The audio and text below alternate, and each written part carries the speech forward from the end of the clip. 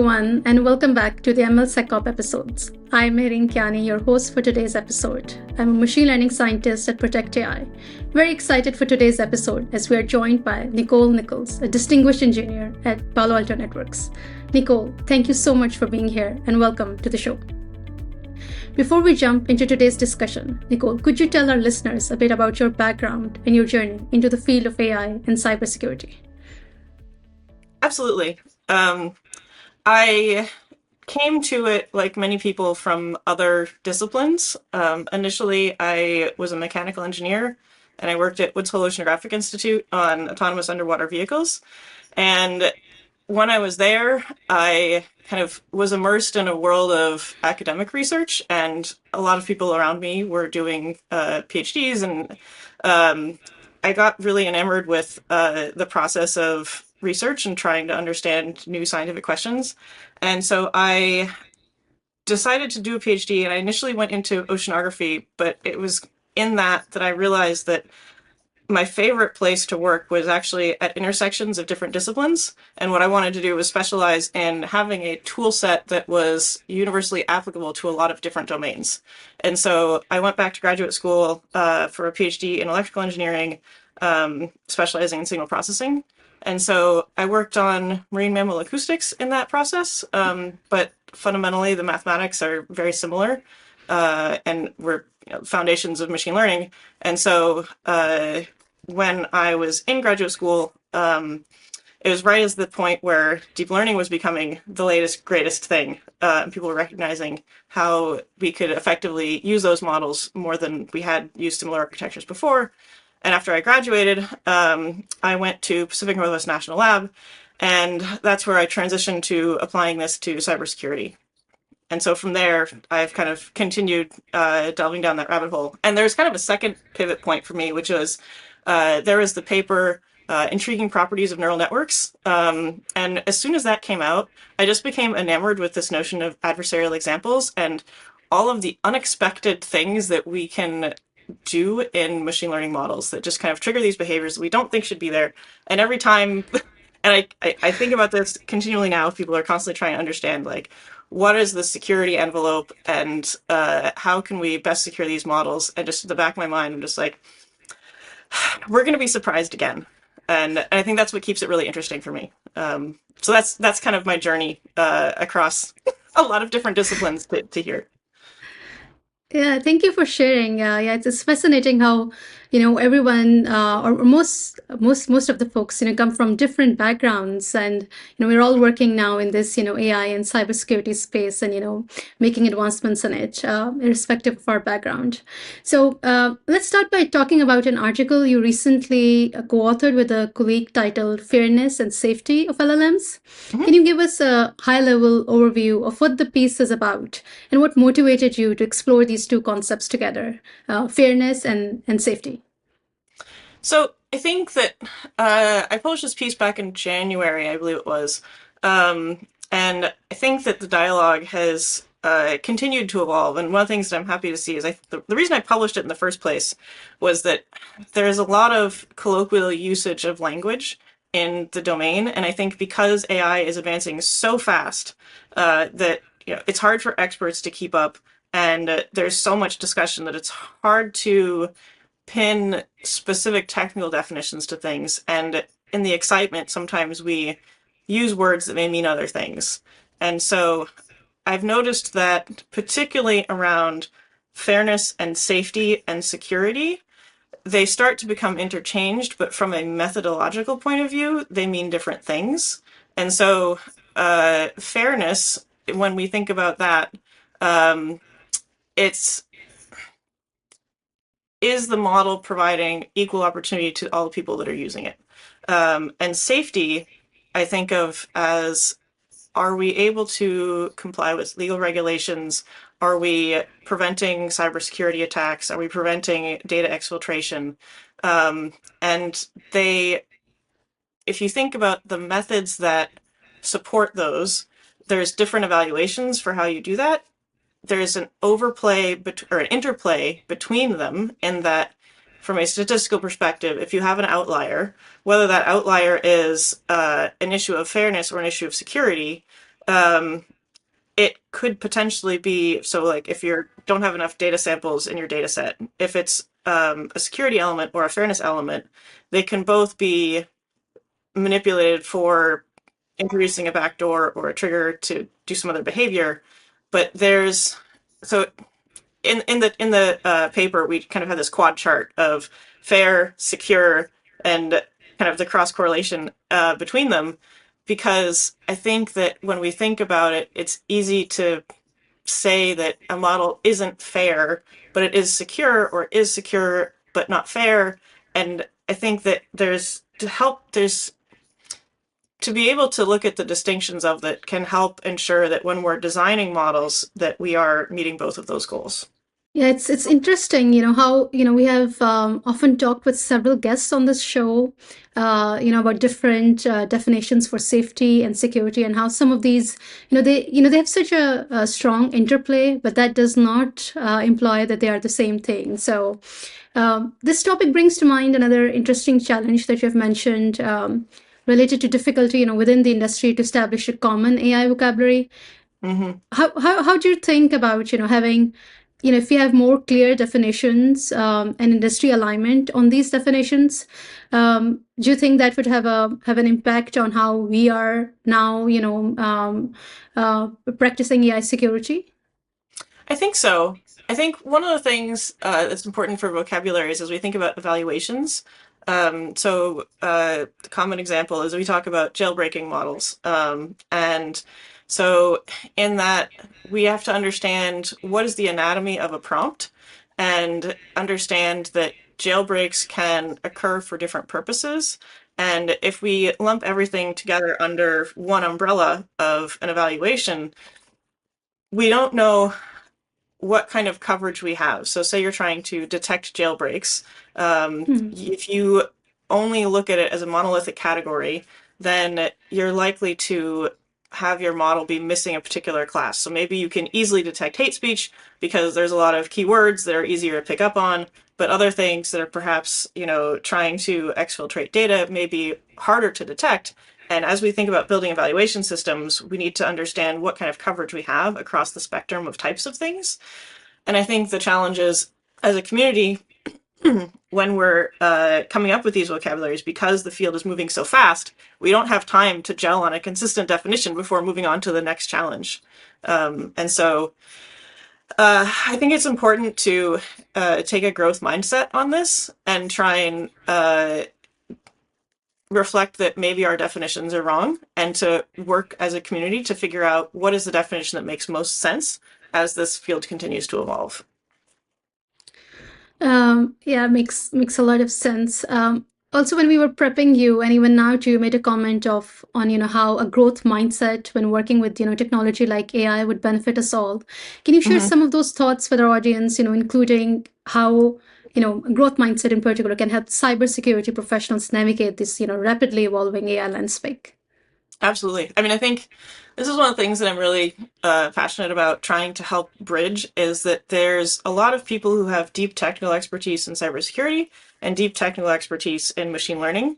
And it's very rare for someone to have both of those skills. And I think that some of the most important questions are going to be solved at that intersection. And I have friends and colleagues who have, graduate degrees in various elements related to machine learning, and they feel like they've missed the wave. They're like, I'm too late. And I remind them that realistically, everyone is still learning and it's not too late. And so it's important to challenge yourself and be willing to fail at times, and to be open to understanding what is it that I don't know about either the other discipline or something that's new, in terms of like, maybe there's a new architecture for RAG databases or context retrieval, or there's 1,000 different topics that are all growing at breakneck pace, and I think it's impossible for every human to understand that. And so I think we need to be a little more humble as we approach other people, and recognizing what knowledge they do have currently or don't have, and recognize that we have the potential to help each other. And like I said, I think at that intersection, particularly around security of AI, is where we need to overlap more and build more common dialogue, so that we can understand what are the elements of cybersecurity that are most important from the principles of securing complex systems, and what are the techniques in AI that can best support those goals? Thank you. Also, what comes to mind is, as we've been discussing these, particular terms when it comes to, LLM security in particular. But as, we are, this whole space is evolving, so fast. And now, we are, on the brink of, AI agents. How Yeah. do you think, of those, security concepts, for AI agents? Do you think we'll ever achieve a common definition when it comes to securing AI agents, or will this remain as fluid, as the technology evolves? I think we can, but I think that's even more nascent than some of the vocabulary around jailbreaking and backdoors and LLMs and foundation models. When we think about agents, there's actually a really long history around agents. And at times, things such as decision trees have been considered agentic.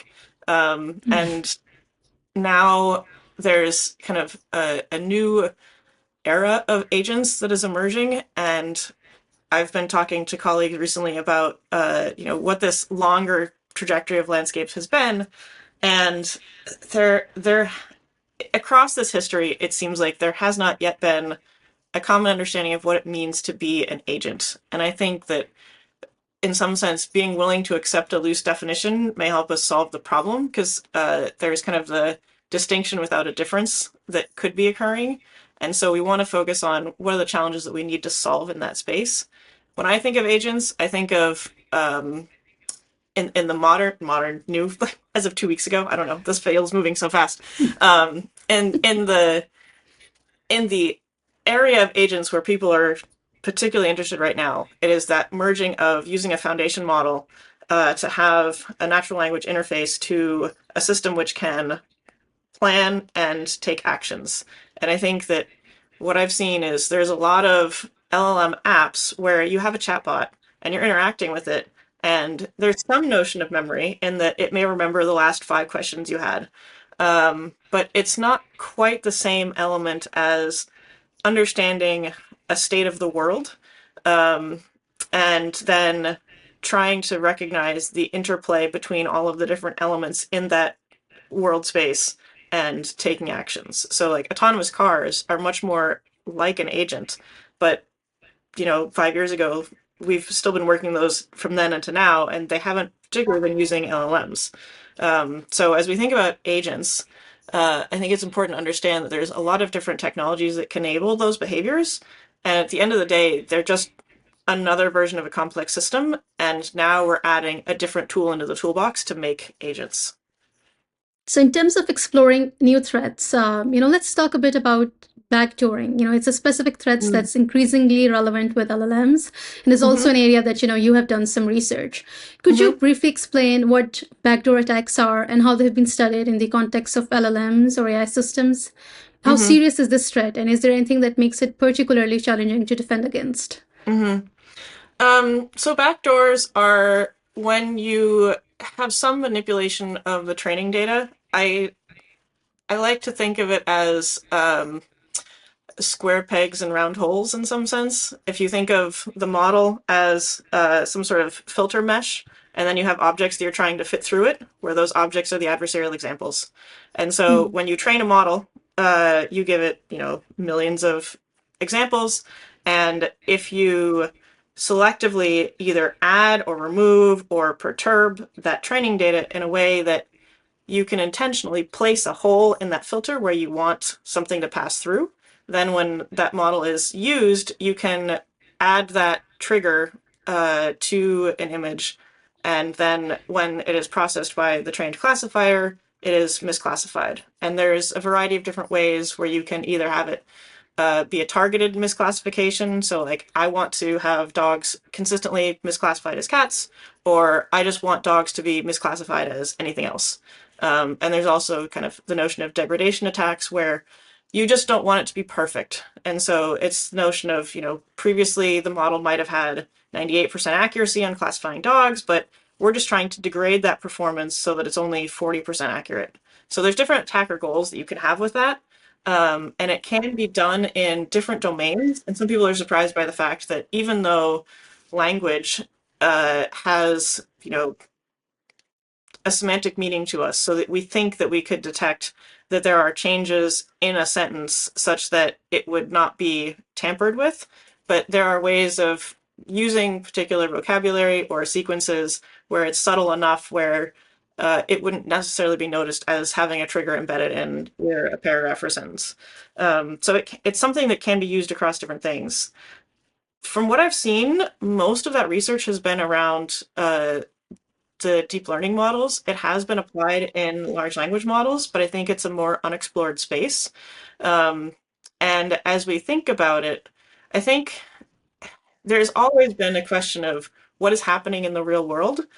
And even for LLMs now, and other types of models, I think that you have to have systems that are actually looking to see if there is that sort of attack. So if we ask about, how realistic is this threat, I think that there's tons of examples that show that it's highly possible, and some that have shown this happening at scale, buying web domains, so that things can be manipulated as people scrape data from the web, because those domains have been purchased and reassigned in different ways. That you can do this in the real world at scale. But the question is, if we're going to look to see if a model has been backdoored in the real world, we can show it academically, but the people who are running those models need to scan to see if they have been backdoored. And right now, that isn't something I've seen being done at scale. There's a lot of work under the TrojAI program that was a DARPA-run program to look at how you can detect those. Most of those methods are specific to either modality or to goal objectives. And they were having a fair amount of success, but again, I don't think it's yet been translated to LLMs as much. So we have a lot of depth of understanding in traditional deep learning models, but the extension to LLMs, I think, is an open space that needs more research. And I think that the question of trying to understand, I think it's a bigger question than just backdoors. I think that for a lot of different questions that I've seen, people say, how many of the spam messages that we're blocking were AI generated? We need to actually put into our system a check to say, do we think this was or not? And I think that there needs to be more of those integrations to be able to answer those questions. Because right now we're mostly working off of academic possibilities, and we need to have the tools integrated into our current ops to be able to say, we think this was or wasn't generated by an AI generative system, or whether a backdoor is present. And I think those signals are subtle. And I think part of the reason that they haven't been more broadly adopted is it's complex to integrate. There's other lower hanging fruit in the tree of security, and I think that it's hard to prioritize it in the scale of what do we need to build next when we don't have data to validate it. How the space is evolving with terms of, Yeah. as we are thinking about, the security of, LLMs and, AI agents, with LLM backdooring, do you think this would open a new frontier for, threat attacks, or is this a new attack vector all in its own? Because now, we have AI agents, but then now we also have, LLMs, which can be backdoored. Together, the Right. combination of, more autonomy with the backdoor. So what are your your insights, or where this is headed, or if this is a real impact, or as you said that there's so much that is already that low hanging fruit in the space of this cybersecurity. Do you think this is too complicated yet, or are we not there yet to start tackling these issues? I think we need to think about the fuller landscape of which things we're defending. So one of the projects I contributed to earlier was the RAND Corporation put out a policy document on securing foundation models. And one of the things that was really helpful in that report was they outlined what is a reasonable defense based on what it is you're trying to defend and how sophisticated the actor is. And so they have a basically, I think it was a 1 to 5 scale of actor sophistication. And so it's the sort of thing where backdoors are realistic, they can be implemented. Um, the most sophisticated actors would have the most resources and ability to use something like that. So it depends on which type of system you're trying to defend. And this goes back to the complexity of systems. At the end of the day, cybersecurity, we need to think about what are the weakest links. And so sometimes it might be the unexpected target that is used kind of as a stepping stone to something else. And as we think about agents, I think we apply the same principles. That there's a nature of, as they're growing, people will look for where those connections are, and it might be that an element, like the tool that is using, is backdoored, but maybe the agent isn't. So there is the kind of spread of one vulnerability chain to another, and LLMs as agents are opening up the ability to have different elements connected. So I think that they are both impacting the landscape, but in different avenues. So the fact that we're moving towards LLMs, it's the biggest concern there in my mind is the ability for it to be so connected to many systems potentially. And so as we think about what it means to secure LLMs, I think a lot of that's going to come down to access controls and having something like a zero trust system around agents themselves as they interact with other tools, thinking about encryption of the communications between other tools, trying to have provenance of training data, and kind of applying the same principles to this system. But I think that's it's kind of like I don't want to call it the lowest hanging fruit because it doesn't sound like an easy task, but it's the sort of thing where you need to have that coverage first and then add the more sophisticated systems to scan for has an element of this agent system and backdoored. Let's touch on the topic of communicating vulnerabilities found in the AI supply chain. So, when a vulnerability is discovered, how do you think about what information should be communicated and through which channels? You mentioned the importance of standardization in how we report and address these vulnerabilities. Could you expand on that and share, what changes you think need to happen in the industry? So I think there's two specific pieces. One is updating the CVE process to be incorporating of AI vulnerabilities themselves. I've talked to some of the people who are looking at what needs to change with that specifically, and I defer to their expertise on what specific changes they're actively doing in that. But I think that what I see is that unlike a traditional CVE, when we talk about vulnerabilities in an AI system, there's additional metadata that needs to be communicated around which version of the model was seen and which training data was used, and being able to communicate that clearly. So like most people, if they're demonstrating vulnerability, they don't know exactly which version of a commercial foundation model they're testing against. They just know the day that they did it. And so it might be useful to have some more transparency into what versions of these models people are finding these vulnerabilities in. And then being able to, the other piece of that is the transferability.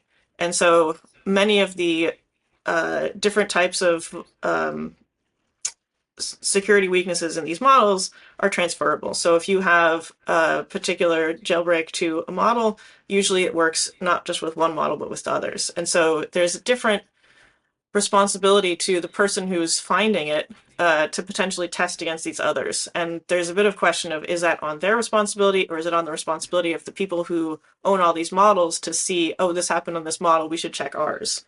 Because it's hard for engineers to test that against every possible model, in part because the ecosystem is growing so fast.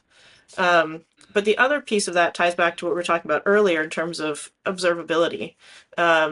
And so if we think about what's being reported through a CVE system, we need to actually be observing if a backdoor has been observed.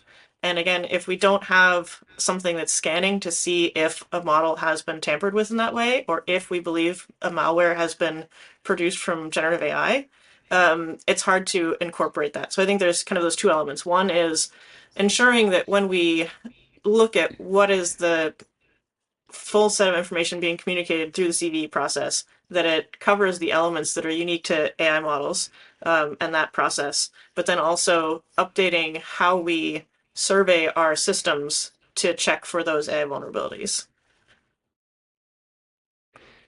Yeah, it's just, like the rest of the space, everything is, constantly evolving and updating, not just the threats, but how we report them and Mm-hmm. how should we develop those standardizations. So, Mm-hmm. um, looking ahead, what innovations or challenges do you see on the horizon when it comes to AI's impact on cybersecurity professionals? In particular, what should security teams and AI researchers you think should be preparing for in the next 5 to 10 years? I think the biggest challenge is going to be agents. I think that we need to understand how agents may fundamentally disrupt the tools and techniques we currently use. Right now, most SOC systems are fairly dependent on human analysts to triage alerts. And in the kind of 5 years history, a lot of applying AI to cybersecurity has been trying to figure out how to reduce false positives in those systems and how to have more precision in identifying um, which threats are most severe and trying to have better signatures for detecting either malware or intrusion detection, these sorts of things. But as we move towards agents, one of the fundamental things that will change is the speed at which these attacks are occurring. And I think that it's the sort of thing where that speed of something where an offensive person agent is being used on a system could easily overwhelm a human-based system. And so we need to understand, how do we become robust from a defensive perspective to something where attacks can happen at extreme scale and speed that could potentially overwhelm our current systems. And so I think that it's an open question. I think that one of the areas that is kind of ripe for exploration and research is kind of this synthetic gameplay.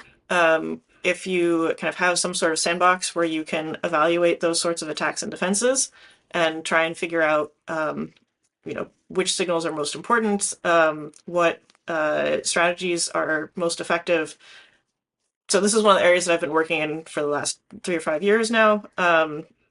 So I was at Microsoft and we worked on the Cyber Battle Sim program, which is, I tell this story a lot and it's very true and it's hard to shake it. But when I was at Microsoft, we were thinking that the realism of this system, being implemented in the real world was on the order of 30 to 40 years.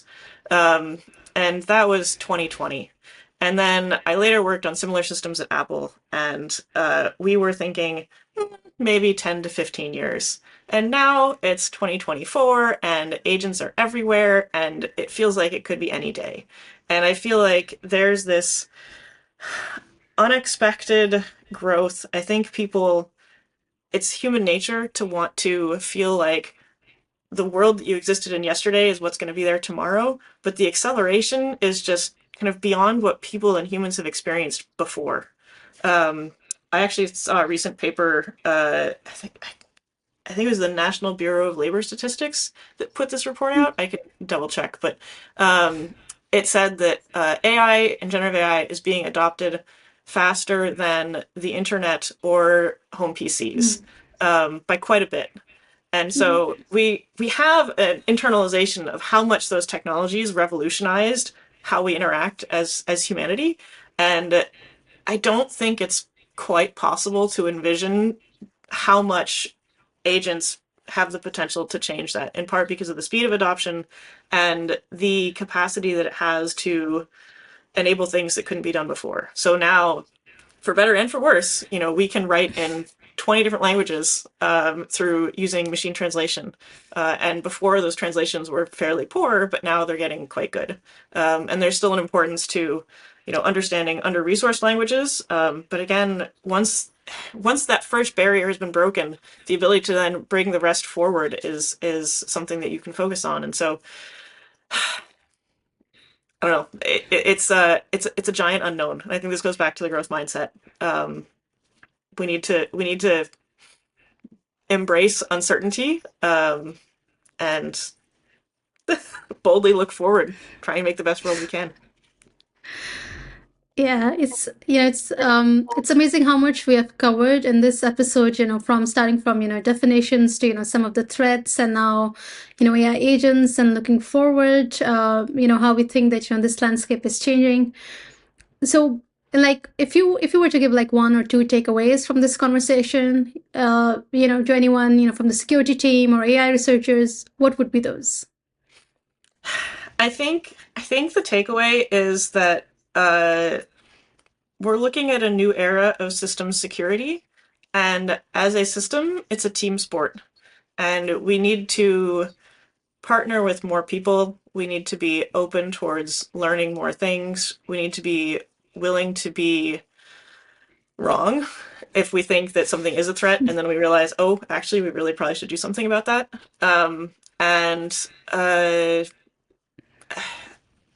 It's I know that's not a technical answer. But I feel like we need to embrace those first in order to get to the technical solutions that we need. Because as I said, there's so much diversity of knowledge, and to understand, the depths of understanding the right loss functions to use, or how to understand, obscure distributions that best represent cybersecurity data, or these sorts of things. Like, there's deep technical knowledge in each of these things.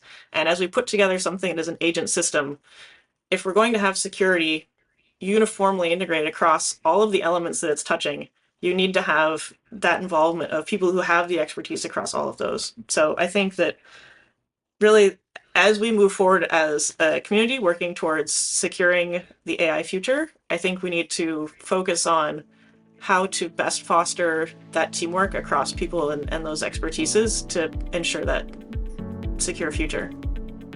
Thank you for sharing those key takeaways, Nicole. I think growth mindset, teamwork, and willing to be humbled in the face of these huge cybersecurity challenges in the face of ever evolving AI. This has been a fascinating conversation, and thank you so much for joining us today. And also thank you to our listeners for their continued support of our MLSecOps community and its mission to provide high quality education. Thanks also to our sponsor, Project AI, and again, a very warm thank you to our guest, Nicole Nichols. Be sure to check out the show notes for links to resources mentioned throughout the episode. And till next time, I'm your host, Mehrin Kiani. Bye now.